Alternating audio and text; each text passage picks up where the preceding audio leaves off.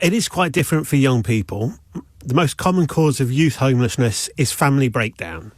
So the home they grew up in, there's arguments at home, there's additional pressures, there's falling out with the parents, and that can often lead either to the parents throwing them out or the young person feeling like they have to leave. There can be other things as well. Sure. We also hear about people getting evicted from the private sector.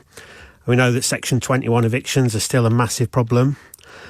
But also we find that young people can be impacted by domestic abuse as well in relationships. And again, people can find themselves very quickly homeless through no choice of their own. How big an issue is it now, specific to young people, to homeless young people in the UK?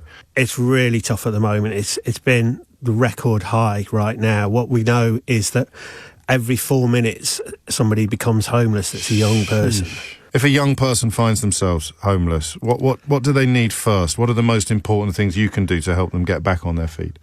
Yeah, it's a really frightening time when a young person is homeless. And so what we do is we work with them and get them back on their feet. Part of that is giving them that stable accommodation, but also it's giving them the life skills as well and the confidence, that emotional support when they've been having a really difficult time.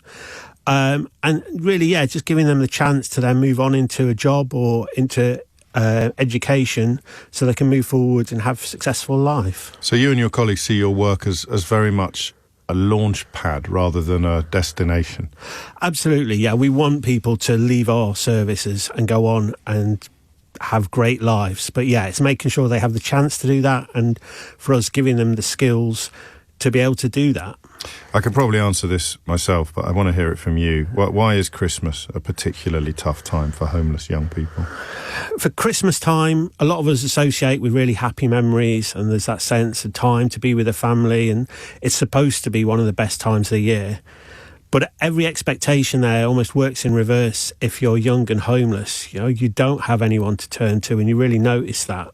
And not only that, it's one of the coldest times of the year, freezing temperatures and snow falling.